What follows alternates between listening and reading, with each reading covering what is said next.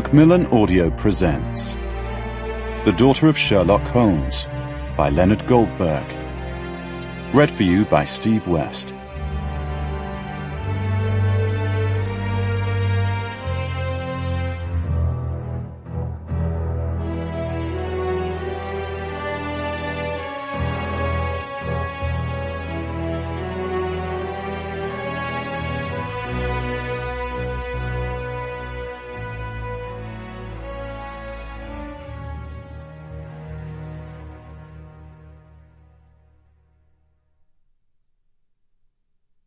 We are all prisoners of our past. It shapes and defines us, and can no more be forgotten than changed. Introduction.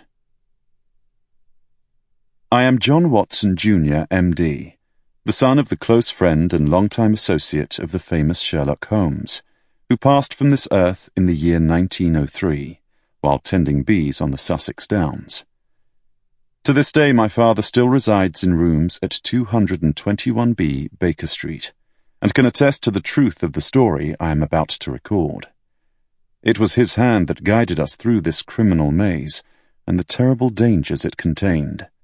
He alone could serve as a guide, because portions of the drama you are about to hear transpired before, with the very same players he and Sherlock Holmes had encountered near the turn of the century.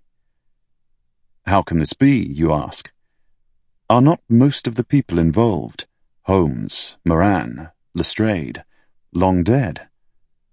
Yes, indeed they are, but their genes live after them, and have endowed their offspring with many of the same features that the parents themselves possessed. When Shakespeare, in his play Julius Caesar, wrote, "The evil that men do lives after them," I wonder if he was in some measure referring to the master criminals and their offspring, and to the despicable deeds they would continue to do.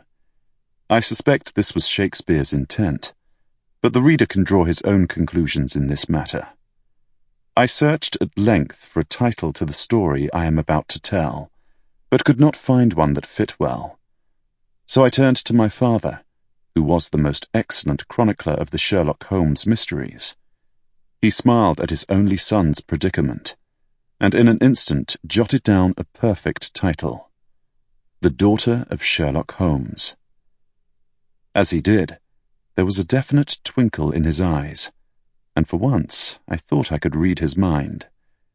He was thinking that Sherlock Holmes was, after all, still with us. Chapter 1. The game is afoot. As was my custom, I visited my father, Dr. John H. Watson, every Friday to make certain he was comfortable and not in need. His general health was slowly deteriorating, and he was being deprived more and more of the simple pleasures of life. But he never complained, and always greeted me with a warm smile and a wave. This Friday in the early spring of 1910, I found him standing at the window of his rooms at 221B Baker Street, and staring out at a cold London morning. He continued to turn his head from side to side, as if he were following some object in motion. He was attired in a tattered maroon smoking jacket that was so badly worn it was threadbare at the elbows.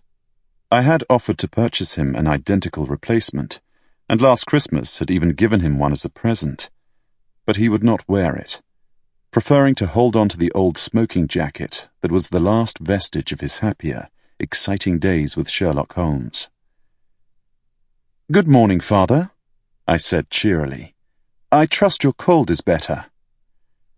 "Some," he replied with a raspy voice, before taking another puff on his favourite cherrywood pipe.